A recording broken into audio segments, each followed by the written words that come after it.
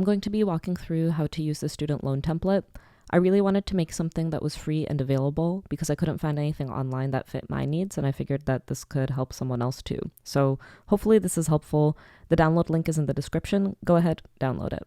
Before getting started, I do want to acknowledge that this model might vary slightly from other models that are out there in terms of how exactly it calculates the payments and the interest and how many decimals it rounds to. So you might see some slight variation in the dollar amounts between this and other models or what happens in practice. But that being said, this tool is still going to be accurate enough to give you a directional estimate of what you can expect in terms of the timing of your payments, as well as how much you can roughly expect to spend overall. It's really meant to be a planning and forecasting tool so that you can play around with different scenarios and understand how that's going to affect your finances. This template is set up to have a fixed monthly payment. So what that means is you can input whatever number you want. Let's say it was $1,000 a month. And this template is going to automatically apply that much money towards your student loans every month until all the loans are paid off. You can also make edits if there's certain periods where you want to pay more or less, and I'll go through that in a minute. But at a high level, that's how this model is set up. So how does this template actually work? Basically, you want to start with the Loans Info tab. Here you can put in all of your information about your loans.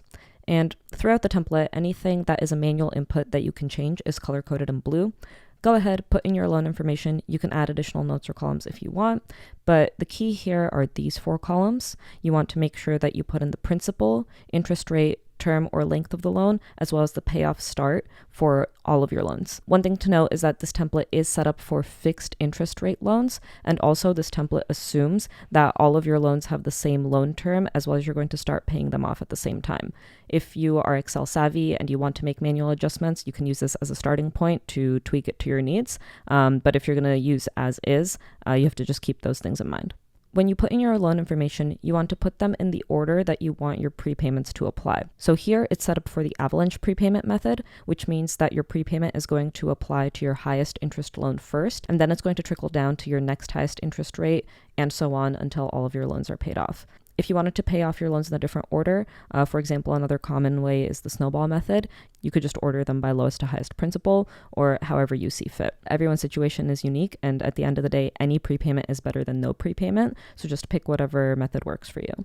Once all of this information is put in, it's going to be automatically pulled by these tabs down here. If we go to Loan 1, all of this information in blue on the left side is pulled directly from the table that we just edited. So you can see here, Loan 1, the principal is $15,000. If we go to the Loans Info tab and change that to $12,000, that's going to automatically update and be pulled in over here. So that's how that links together.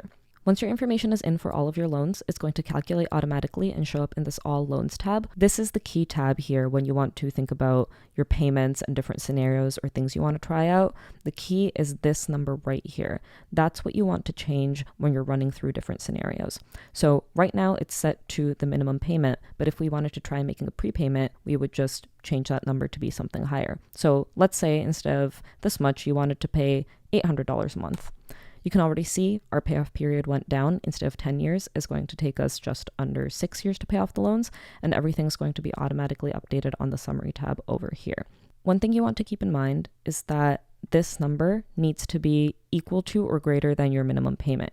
If you put something in that's less than your minimum payment, so let's say in this case we put in $400, the model's going to break. Why is it going to break? Because you're not paying off your loan in 10 years. So that's just something that you need to keep in mind. You want to have it at least equal to the minimum payment, but ideally you have some prepayment. Now, what if you wanted to plan to pay $800 a month until your loans were paid off, but there were some times where you wanted to pay a little bit more, or maybe you wanted to pay a little bit less? What you want to do is go into the tab for the loan in question and go to the period in question. So let's say in this case, it's May of 2025. And you were planning on applying your prepayment, but you know what? You actually need to save money for something else. And so this month you're not going to prepay anything. You can go here to the extra payment in this column and just manually change it to $0 if that's what you're going to pay instead. You can also do the reverse. Let's say you had a little extra cash and you wanted to pay even more than you were planning on prepaying. You can put that in here manually as well. So you can just play with this column here, and you could, put prepayments for different periods and just tweak it around per whatever your needs are. And everything is going to automatically update on this summary tab. So you can see here, you made an extra prepayment here and here, and then this month you decided to prepay a little less. That's all going to show up over here, and all of this information is going to update automatically.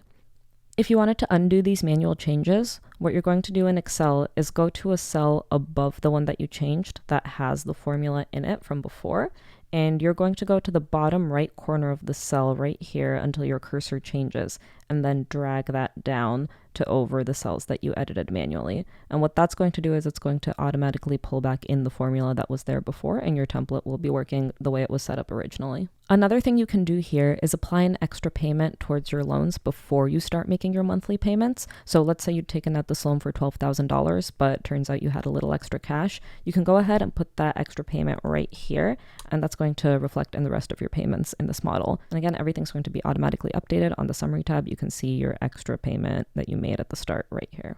Another thing to note is that this template does not account for interest accrual before you start paying off your loan. So this was designed for student loans.